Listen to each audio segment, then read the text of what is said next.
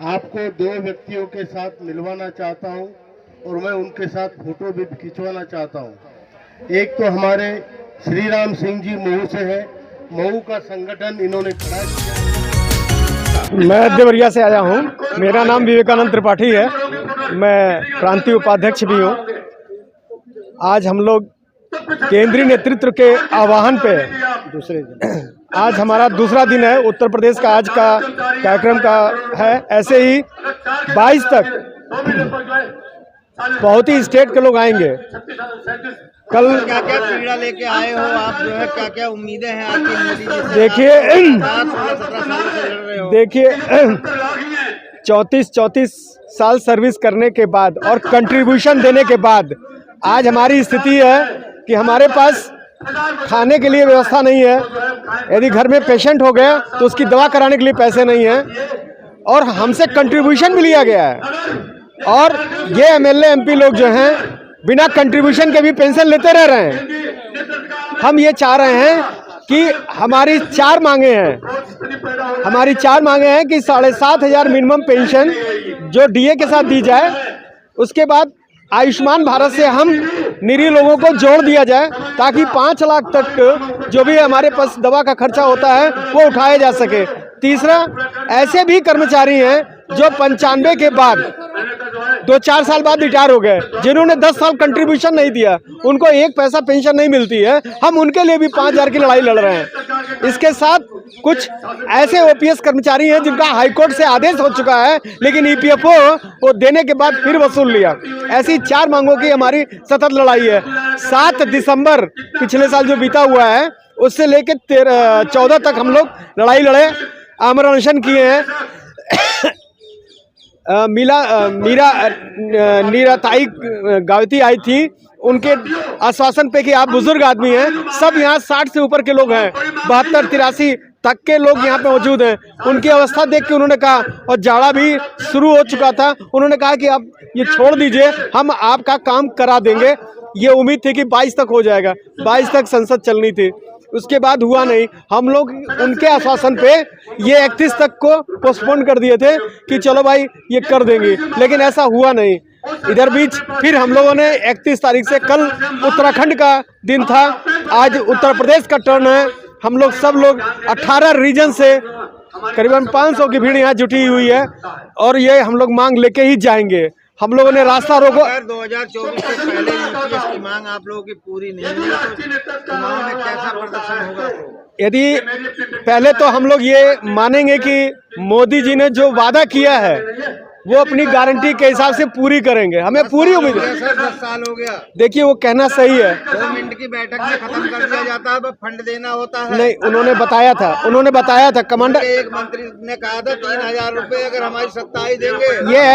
ये सही है, बिल्कुल सही कहा आपने। ये कोश्यारी समिति की जावड़ेकर साहब ने कहा था कि आपको जैसे ही हमारी सरकार आएगी हम 6 महीने में हम पूरा कर देंगे। लेकिन आज 9 साल हो गया, लेकिन ये आज पूरा नहीं हुआ। लेकिन हमारे कमांडर राव साहब की 2 बार सांसद जी से मुलाकात हो चुकी है, उनके द्वारा हेमा मालिनी जी से मुलाकात हो चुकी है और ये वादा मिला है कि हम कर देंगे। अभी लेटेस्ट ये खबर है कि वित्त मंत्री ने कहा कि जैसे ही श्रम मंत्री हमारे पास भेजेंगे हम उसका अप्रूवल करा लेंगे। तो ये भी जानकारी मिली है कि श्रम मंत्रालय ने हमारी मांगों की समीक्षा कर अपनी पत्रावली भेज दी है। श्रम मंत्रालय ही तो अड़कने डाल रहा है। नहीं, अभी जो खबर मिली है उसमें यही है कि सब वही गलत कर रहा है। लेकिन ये आश्वासन मिला है कि पत्रावली भेज दी गई है। अब हम लोग वित्त मंत्रालय के उसमें पाले में है और ये है कि मोदी जी करेंगे, और नहीं करेंगे तो एक बात सच है कि हम सारे जो एक व्यक्ति है, 70 लाख हम लोग हैं, उसके 5 गुना हमारे लोग, परिवार के लोग भी हैं, ये करोड़ों के लोग हो जाएंगे। और आज की डेट में हमारे साथ एम्प्लॉय भी हैं, जो आज रिटायर्ड नहीं है वो भी एम्प्लॉय हैं। पिछली मीटिंग में 13 तारीख को आपने देखा था कि कई युवा चेहरे भी थे। वो जानते हैं कि हमारे साथ भी ऐसा ही होना है, हम कहीं और से हमको लाभ नहीं मिलना है। ये ईपीएस वाकई घटोत्कच है, ये ले लिया उसका रिटर्न हमको कुछ नहीं मिल रहा है। एक छोटी सी बात मैं कह रहा हूँ, विगत शुरू में हम लोग का पैसा 417 रुपये जमा होता था।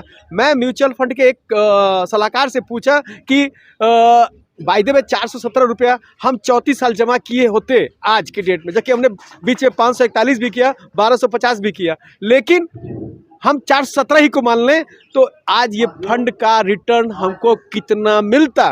तो उसने बताया कि मिनिमम 15% भी इंटरेस्ट दिया जाता, जैसे कि म्यूचुअल फंड में तो बहुत बढ़ता, आप जानते ही होंगे। तो ये पैसा 45 लाख होता और मैं रिटायर्ड हुआ, निश्चित मुझे कुछ फंड मिले, मैंने उसको जमा किया म्यूचुअल फंड के माध्यम से, मुझे 10,500 पेंशन आती है बाय द वे, वो फंड की वजह से। मेरी पूरी कमाई जो है जुड़ गई, चली गई, मैं कुछ कर नहीं सका। मेरी पत्नी ऑलरेडी कैंसर से पेशेंट है, हर तीसरे महीने मुझे जाना पड़ता है BHO में, अरे वहाँ बनारस में, जो कि मोदी जी ने ही टाटा ना बेचकर वहाँ लोगों के लिए, उत्तर भारत के लिए कर दिया। हमें उम्मीद है कि कमांडर राव साहब की बातें पूरी होंगी और यही सरकार करेगी। नहीं करेगी तो निश्चित है कि 8 करोड़ ये जो हमारे बल हैं ये कुछ न कुछ परिवर्तन करने की इच्छा रखेंगे, लेकिन हम लोग विश्वास रखते हैं कि ये हमारा काम। ये फर्रुखाबाद जिले से आया हूँ, फर्रुखाबाद जिले से नबीशेर। किस डिपार्टमेंट में काम करते थे आप? रोडवेज में, यूपी गवर्नमेंट रोडवेज में भर्ती हुए थे 1966 में। अच्छा, रिटायर कब हुए थे? रिटायर 31/8/2002 में रिटायर हुए हैं, करीबन 20-21 साल हो गए रिटायरमेंट हुए। अच्छा, हमारा बेटा भी था, वो भी रोडवेज में संविदा भी था, वो भी आज 2 साल पहले एक्सीडेंट हो चुका है। उसके 4 बच्चे हैं। आपकी क्या क्या मांगे हैं जो और ये मांगे हैं कि हम लोगों को EPF पेंशन दी जाए, 1995 जो धारा जो दिया है उससे हमारा गुजारा बहुत मुसीबत हो रहा है। इस उम्र में 80 साल की करीब उम्र हो चुकी है हमारी, हमारे पास कोई व्यवस्था नहीं जो मजदूरी दोबारा कर सकूं। अभी आपको कितनी पेंशन मिल रही है?